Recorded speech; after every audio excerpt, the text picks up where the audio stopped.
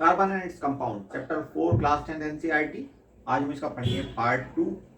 और आपसे रिक्वेस्ट है, अगर आप किसी भी कम्पिटिटिव एग्जाम की तैयारी कर रहे हो, चाहे किसी एंट्रेंस एग्जामिनेशन की तैयारी कर रहे हो, या डिप्लोमा इंजीनियरिंग वगैरह के एंट्रेंस की तैयारी कर रहे हो, या बोर्ड की तैयारी कर रहे हो, तो इस वीडियो को पूरा देखें, क्योंकि हम XYZ जो भी सवाल इससे बनते हैं वो सब देखेंगे। मे भी वीडियो कुछ लंबा हो जाए, बट आपको कुछ भी छूटने वाला नहीं है।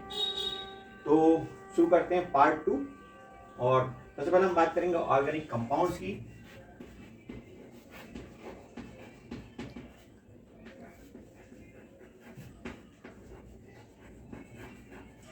तो ऑर्गेनिक कंपाउंड्स वो कंपाउंड्स होते हैं जो कि कार्बन के बने होते हैं। जैसे आप जानते हो कार्बन की कैटाइनेशन की बदौलत जो उसकी क्वालिटी होती है, और साथ ही साथ उसका स्मॉल साइज, इन सब की बदौलत कार्बन बहुत बड़ी तादाद में कंपाउंड बनाता है, जो कि दूसरे एटम्स या दूसरे एलिमेंट्स के मुकाबले बहुत ज़्यादा होते हैं।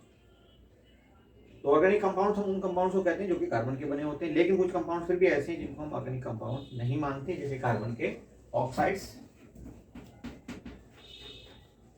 जैसे आप देखते हो CO और CO2 वगैरह। इसके अलावा कार्बन के कार्बोनेट्स, कार्बोनेट्स होते ही कार्बन के हैं, और उसके अलावा हाइड्रोजन कार्बोनेट्स।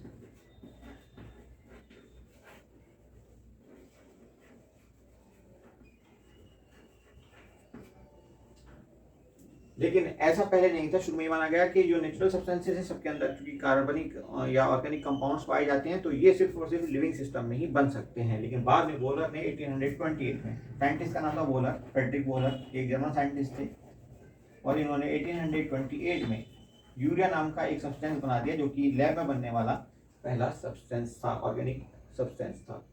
तो इस पर अक्सर सवाल पूछा जाता है कि वोलर ने या किसने ये बनाया, और कौन सा वो सब्सटेंस था जो कि इससे पहले लेबोरेटरी के अंदर बना। और वोलर ने साथ ही साथ ये बात गलत साबित कर दी कि ऑर्गेनिक कंपाउंड जो है वो सिर्फ एक लिविंग सिस्टम के अंदर बन सकते हैं, नेचुरली ही वो मिलते हैं, लैब में उनको नहीं बनाया जा सकता। ठीक है, आगे हम बात करते हैं कि सैचुरेटेड अनसैचुरेटेड ऑर्गेनिक कंपाउंड्स क्या होते हैं। सबसे पहले हम बात कर लेते हैं सैचुरेटेड ऑर्गेनिक कंपाउंड्स की।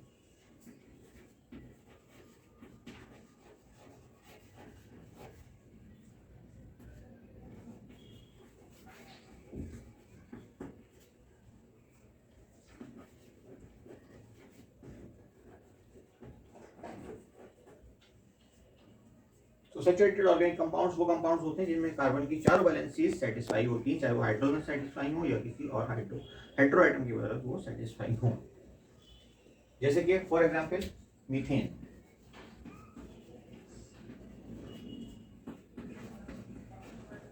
CH4।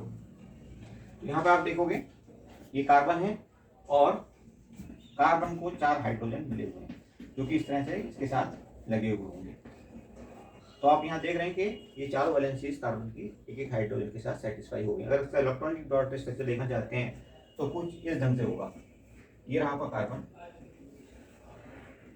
ये रहे कार्बन की 4 एटम, जो कि आप इस ढंग से दिखा सकते हो। जैसे हाइड्रोजन इसके कॉन्टेक्ट में आएगा तो इस ढंग से हाइड्रोजन इसके साथ जुड़ेगा। हाइड्रोजन का अपना अपना भी एक एक इलेक्ट्रॉन होगा, क्योंकि हाइड्रोजन के पास सिर्फ एक ही इलेक्ट्रॉन होता है। तो कुछ इस ढंग से दिखाई देगा। और जब हाइड्रोजन का इलेक्ट्रॉन इनके साथ शेयरिंग करेगा तो इन दोनों के इलेक्ट्रॉन यहाँ बीच में दिखाई देंगे। सपोज X से हमने दिखाया हाइड्रोजन का, सॉरी कार्बन का इलेक्ट्रॉन, और O से दिखाया हाइड्रोजन का। तो आप इस ढंग से देख सकते हैं कि दोनों बीचों बीच यहाँ पे शेयरिंग में दिखाई देंगे आपको, HO सॉरी XO। उसके बाद ये भी यहाँ पे ऐसे ही दिखाई देगा XO, और ये वाला इलेक्ट्रॉन भी इस फॉर्म में आपको दिखाई देगा। तो आप देख सकते हैं इलेक्ट्रॉनिक डॉट स्ट्रक्चर में कार्बन की 4 वैलेंसीज जो है वो सेटिस्फाई हो रही है हाइड्रोजन की बदौलत। तो हाइड्रोजन की भी अपनी अपनी वैलेंसी सेटिस्फाई हो रही है कार्बन की बदौलत। और कुछ मेंबर्स आप देख सकते हैं इसके। ये तो पहला मेंबर था मीथेन, उसके बाद बारी आती है इथेन की।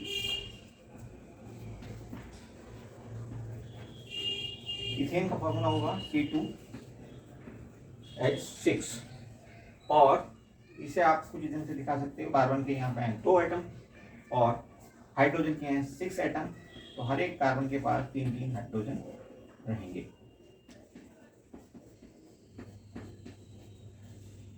क्लियर? इसकी इलेक्ट्रॉन डॉट स्ट्रक्चर आप बनाना चाहते हो तो ठीक है बना सकते हो, अदरवाइज आप पार्ट 1 देखेंगे तो वहां पे भी हमने ये बना करके दिखाई हुई है। नेक्स्ट नंबर इसका होगा प्रोपेन की। प्रोपेन होता है इसका नंबर और इसका फॉर्मूला होगा C3H8। और इसका अगर आप देखें स्ट्रक्चर तो कुछ रीजन से मिलेगा, कार्बन है 3 और हर एक कार्बन को देने हैं हाइड्रोजन कुछ रीजन से इसकी वैलेंसीज को सेटिस्फाई करते हुए। तो आप देखेंगे कि हाइड्रोजन भी यहाँ पे टोटल मिला के 8 हो गए हैं, 1 2 3 4 5 6 7 8।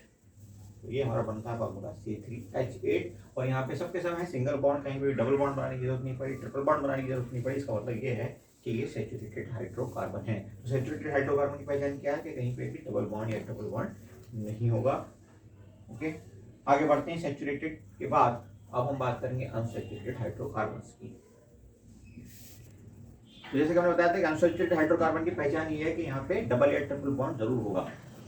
तो देखते हैं इसका पहला नंबर क्या होता है, C2H4। और इसका जनरल नेम क्या होगा, एथीन। इससे पहले हमने देखा था C2H6, उसका नाम क्या था, एथेन, ETHANE। तो यहाँ पे डिफरेंस क्या है, ई का डिफरेंस आ गया, ई ना हो गया ENE, पहले था ANE। ठीक है, अब ये बात करें अगर हम कि ये आखिर अनसैचुरेटेड क्यों है, तो देख लेते हैं इसके अंदर बॉन्ड किस टाइप के बनेंगे। ये है कार्बन के 2 एटम जो कि एक दूसरे से जुड़े होंगे।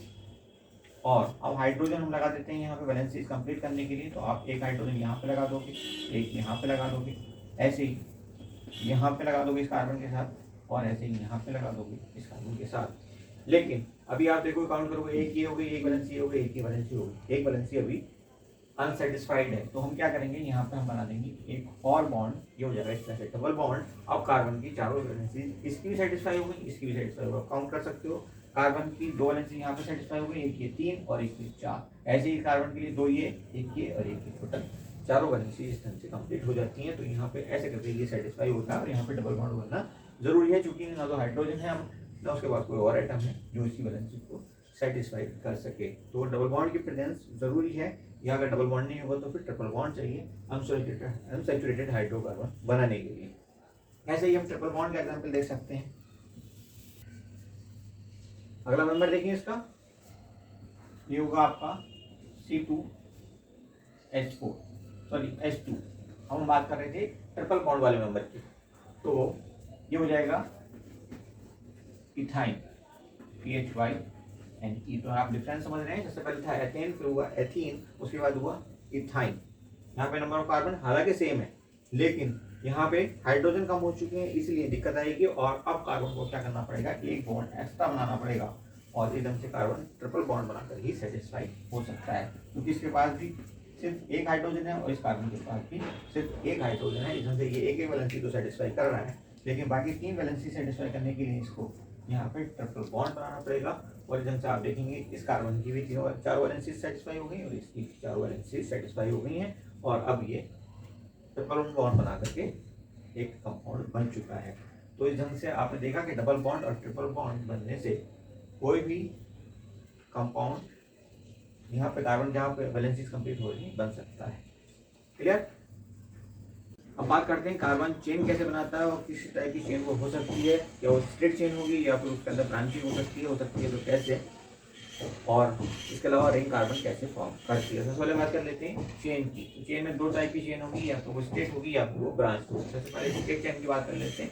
सपोज ये कार्बन है, यहाँ पे 4 या 5 कार्बन या 3 कार्बन जो आपको सही लगे वो आप बना सकते हो। उसका इसको आप सेटिस्फाई करने के लिए इस वैलेंसी इसको हाइड्रोजन के साथ ऐड कर दो।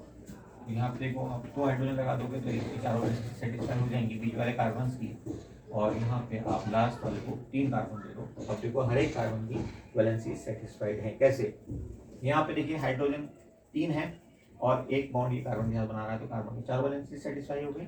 यहाँ पे आप देखेंगे तो कार्बन इस कार्बन के साथ एक बॉन्ड बना रहा है, 2 हाइड्रोजन है 3 हो गए, और एक बॉन्ड इस वाले कार्बन के साथ बना है, तो इसकी वैलेंसी भी सेटिस्फाई हो गई। बाकी सबके सब आप चेक कर सकते हो अगर कार्बन की वैलेंसीज को भी। क्लियर। अब देखते हैं, ये तो स्ट्रेट चेन,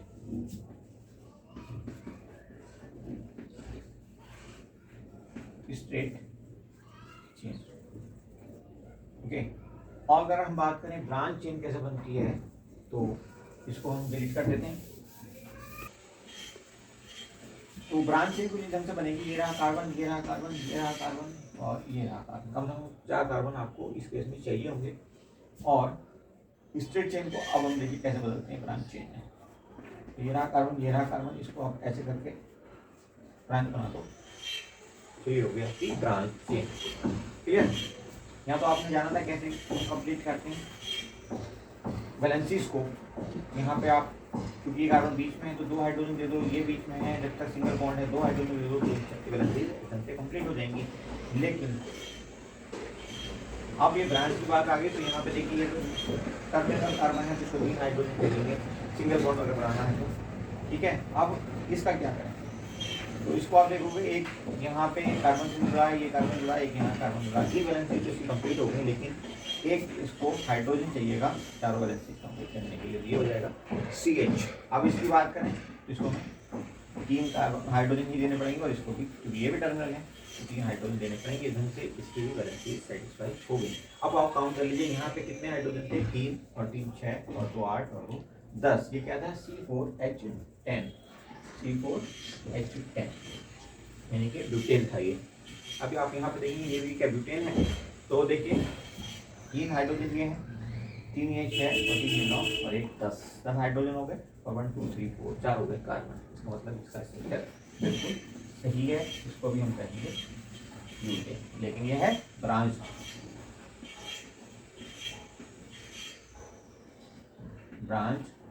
चेन। क्लियर। और ये था स्ट्रेट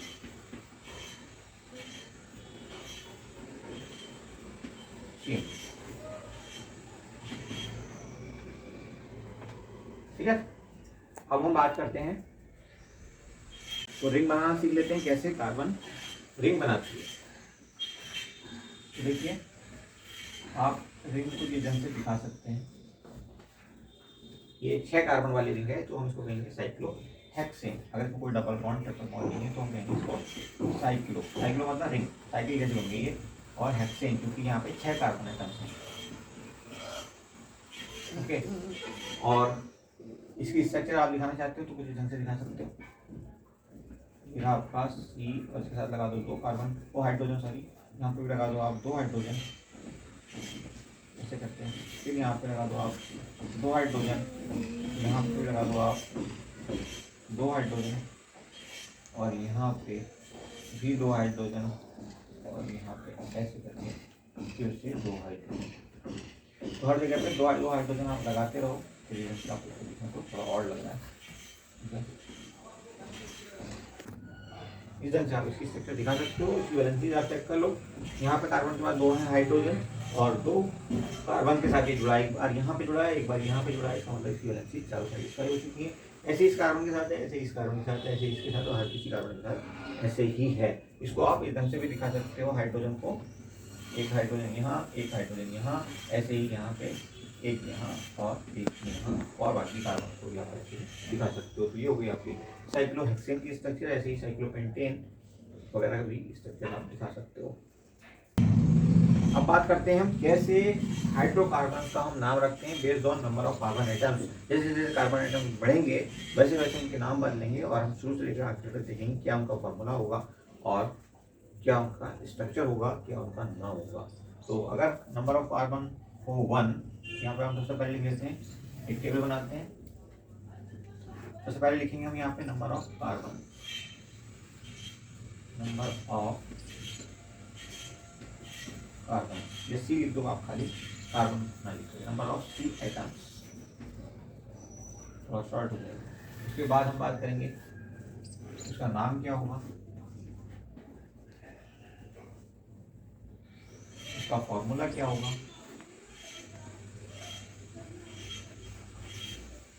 और लास्ट में हम देखेंगे उसकी स्ट्रक्चर कैसी हो।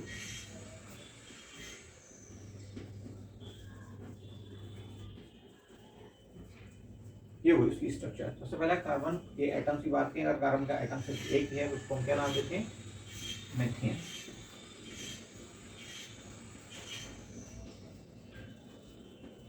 मीथेन नाम दे दिया हमने इसको। और इसका फॉर्मूला क्या होता है आप जानते हो, आपने पढ़ा लिया, ये होगा CH4। इसके स्ट्रक्चर की बात करें तो स्ट्रक्चर सिस्टम का होगा, ये रहा कार्बन का एटम, ये रहा हाइड्रोजन, ये रहा हाइड्रोजन, ये रहा हाइड्रोजन, और इसके साथ एक और हाइड्रोजन ऊपर की तरफ, जब ये 4 हाइड्रोजन हो गए कार्बन के साथ, और ये मीथेन। ऐसे हम देखेंगे। नेक्स्ट मेंबर होता है इसका जिसके पास 2 कार्बन एटम्स होते हैं, और उसको हम कहते हैं, 2 कार्बन एटम हो गए और उसको हम कहेंगे इथेन, ETH। जब तक सैचुरेटेड हाइड्रोकार्बन की हम बात करेंगे तो ANE लगता रहेगा लास्ट में, ठीक है, नंबर ऑफ कार्बन एटम के हिसाब से। इसका फॉर्मूला होगा C2H6, और इसकी स्ट्रक्चर कुछ इस ढंग की होगी। ये रहा कार्बन 1, ये रहा कार्बन दूसरा, और यहाँ पे आप लगा दो एक हाइड्रोजन, यहाँ पे लगा दो एक हाइड्रोजन, यहाँ पे भी लगा दो एक हाइड्रोजन, यहाँ पे भी एक हाइड्रोजन, यहाँ पे भी एक हाइड्रोजन, और फाइनली यहाँ पे भी एक हाइड्रोजन। इस ढंग से चारों वैलेंसी दोनों कार्बन की कंप्लीट हो गई, और ये बना आपका स्ट्रक्चर ऑफ इथेन। नंबर देखते हैं जिसमें कार्बन एटम्स का नंबर होगा 3, तो ये कहलाएगा प्रोपेन। प्रोप के आगे लिखा ANE, प्रोपेन। और इसका फॉर्मूला क्या होगा, C3 के साथ कितने हाइड्रोजन चाहिए, 8, ठीक है। और इसका स्ट्रक्चर आप देखोगे तो ये होगा 3 कार्बन आपके, और कार्बन को सेटिस्फाई करने के लिए हाइड्रोजन आप लगा दोगे साथ साथ, एक यहाँ पे, एक यहाँ पे, ऐसे एक यहाँ पे, एक यहाँ पे, और एक यहाँ पे। अब आप काउंट कर लो, नंबर ऑफ हाइड्रोजन होंगे 8 और नंबर ऑफ कार्बन होंगे 3, तो ये हो गया आपका प्रोपेन। अगला मेंबर होगा ब्यूटेन, जिसमें नंबर ऑफ कार्बन एटम्स होंगे 4, तो उसका स्ट्रक्चर भी हम देख लेते हैं। नंबर ऑफ कार्बन एटम्स होंगे 4, और नेम होगा इसका ब्यूटेन। इसके अलावा अगर इसके फॉर्मूले की बात करें तो ये होगा C4H10, और स्ट्रक्चर की बात करें तो यहाँ पर देखिए C हुए 4, 1 2 3 4, उसके बाद आप हाइड्रोजन लगा दोगे इसको सेटिस्फाई करने के लिए, ऐसे करके, ऐसे करके, यस, तो ये हो गया इसका स्ट्रक्चर, ओके। C4 आप काउंट कर सकते हैं, हाइड्रोजन यहाँ पे होंगे 10। उसके बाद अगला नंबर आपका होगा जिसमें होंगे कार्बन के एटम 5, और उसका नाम होगा पेंटेन, PENTAN, क्लियर। तो यहाँ पे इसका फॉर्मूला क्या होगा, C5 और H हो जाएंगे 12।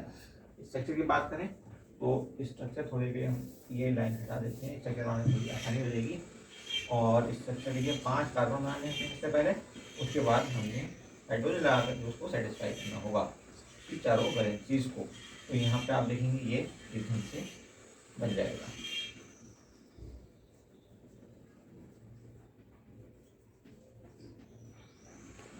इसका स्ट्रक्चर फॉर्मूला इस ढंग से हो गया ये कंप्लीट। और अब आप इसको करिए नोट, और हम आगे बढ़ते हैं, बोर्ड हम साफ कर लेते हैं तब तक। अगला नंबर होगा जिसमें नंबर ऑफ कार्बन आइटम्स होंगे 6। तो यहाँ सबसे पहले लिख लेते हैं नंबर ऑफ कार्बन आइटम्स का नाम क्या होगा, हेक्सेन होगा उसका नाम, और उसका फॉर्मूला होगा C6H14।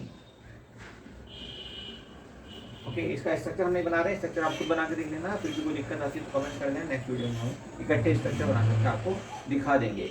अगला नंबर लेते हैं जिसमें नंबर ऑफ कार्बन आइटम्स होंगे 7, और इसका नाम हम रखेंगे हेप्टेन।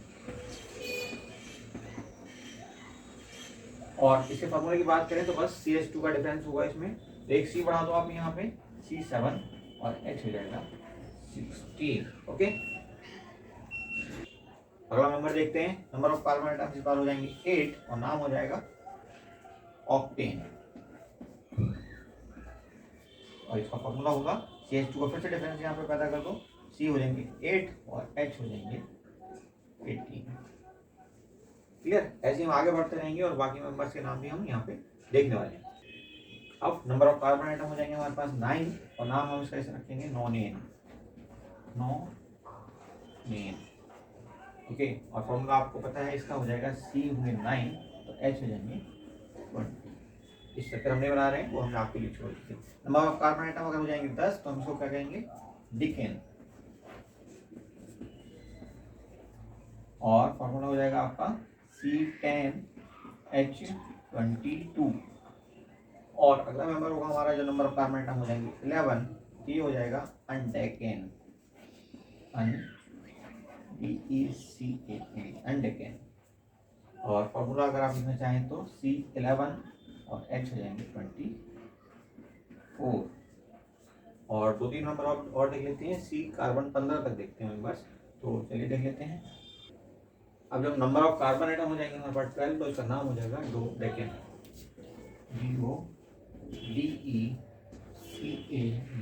डोडेकेन। और फॉर्मूला आपका हो जाएगा C12H26। नेक्स्ट मेंबर होगा आपका कार्बन आइटम हो गया 13, तो ट्राइडेकेन,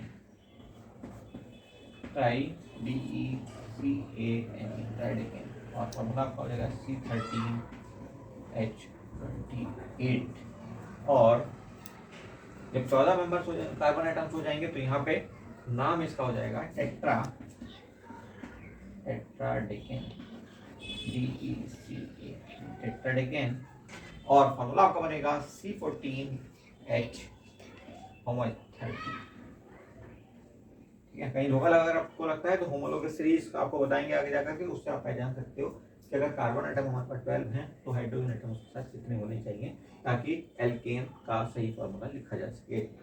ठीक है, एक मेंबर और देख लेते हैं। अगर कार्बन आइटम हो जाए 15, कार्बन आइटम अब हमने कर लिए ये 15, और नाम इसका हो जाएगा पेंटाडेकेन,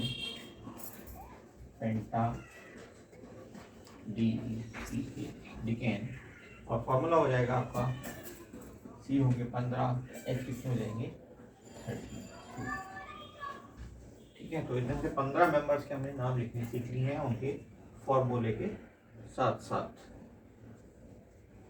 ये अब देखते हैं स्ट्रक्चर ऑफ बेंजीन। बेंजीन किस ढंग से स्ट्रक्चर बनाती है, कहाँ कहाँ पे डबल बॉन्ड होते हैं उसके अंदर और कहाँ पे होते हैं सिंगल बॉन्ड। और फॉर्मूला क्या होता है बेंजीन का, तो बेंजीन का जो फॉर्मूला होता है वो होता है C6H6। यानी कि यहाँ पे 6 कार्बन है और 6 ही हाइड्रोजन है। जाहिर सी बात है हाइड्रोजन बहुत कम हो गए कार्बन के बराबर, यहाँ पे डबल बॉन्ड आना जरूरी हो गया। तो ये होगी कोई बेंजीन की स्ट्रक्चर। कार्बन एक यहाँ पे, एक कार्बन यहाँ पे, एक कार्बन यहाँ पे, एक कार्बन का यहाँ पे, एक यहाँ पे, एक यहाँ पे, एक यहाँ पे। अब इसकी वैलेंसीज को हम सेटिस्फाई कर लेते हैं हाइड्रोजन लगा कर। तो यहाँ पे आप लगा सकते हैं हाइड्रोजन, एक यहाँ पे लगा लोगे, ऐसे यहाँ पे लगा दो, ऐसे इसके साथ लगा दो, और ऐसे ही आप यहाँ पे लगा सकते हो, यहाँ पे भी लगा सकते हो, और सॉरी 2 कार्बन नहीं होंगे, एक ही कार्बन होगा, तो ये हो जाएगा आपका ऐसे। ठीक है, एक एक ही इसमें हाइड्रोजन लगेगा, 2 कहीं पे हाइड्रोजन नहीं होंगे। अब दिक्कत ये है कि आप कार्बन को हम सेटिस्फाई कैसे करें। एक बैलेंस इसकी, जैसे सपोज इस कार्बन की बात करें तो एक बैलेंस यहाँ से सेटिस्फाई होगी, एक यहाँ से, एक यहाँ से। अब एक बैलेंस इसकी बचती है तो ये क्या करेगा, डबल बॉन्ड बना लेगा। अब इस कार्बन की आप बात करोगे तो इसकी बैलेंसीज पूरी हो गई हैं, तो 2 यहाँ से, एक यहाँ से, एक यहाँ से, 4। बट इसके साथ दिक्कत है तो ये भी डबल बॉन्ड बना लेगा। ऐसे यहाँ पे इसके साथ दिक्कत आएगी, ये भी डबल बॉन्ड बना लेगा। और इसमें क्या देखेंगे बेंजीन के अंदर 3 डबल बॉन्ड होंगे। क्लियर। और इसके स्केलेटन की बात करें तो आप हाइड्रोजन हटा दो यहाँ से, इसका स्केलेटन बन जाएगा। ठीक, अब हम बात कर लेते हैं आइसोमर्स की। आइसोमर क्या होते हैं और कैसे बनते हैं। स्ट्रक्चर आइसोमर की यहाँ पे हम बात करेंगे। तो जब कभी नंबर ऑफ कार्बन आइटम्स हमारे पास 4 या उससे ज़्यादा होते हैं तब हम स्ट्रक्चरल आइसोमर देखते हैं। जैसे ब्यूटेन की अगर हम बात करें तो ब्यूटेन के अंदर नंबर ऑफ कार्बन आइटम्स होते हैं 4। ये हो गया आपका ब्यूटेन का फॉर्मूला। और अगर हम इसके स्ट्रक्चर की बात करें तो कुछ ढंग से बन जाएगा ये स्ट्रक्चर आपका स्ट्रेट चेन में। ठीक है, हाइड्रोजन लगा करके इसकी वैलेंसी सेटिस्फाई हो जाएंगी, और यहाँ पे होगी 3। ठीक है, लेकिन इसको हम चेंज करना चाहें, ब्रांच चेन के फॉर्म में लिखना चाहें तो कैसे लिखेंगे, 2 कार्बन तो सीधे ऐसे लग जाएंगे, और तीसरा और चौथा कार्बन इस कार्बन के साथ ऐसे जुड़ सकता है। अब इसकी वैलेंसी आप सेटिस्फाई करना चाहते हो तो ऐसे आप कर सकते हो। ये हो जाएंगे CH2 और ये हो जाएगा CH3। तो ये क्या है कि एक ही कंपाउंड को, जिसका मॉलिक्यूलर फार्मूला एक जैसा है, एक ही है, लेकिन उसकी स्ट्रक्चर 2 अलग अलग हो गई, तो इन दोनों स्ट्रक्चर को हम क्या कहेंगे, स्ट्रक्चर आइसोमर एक दूसरे के स्ट्रक्चरल आइसोमर्स हैं ये, स्ट्रक्चरल आइसोमर्स,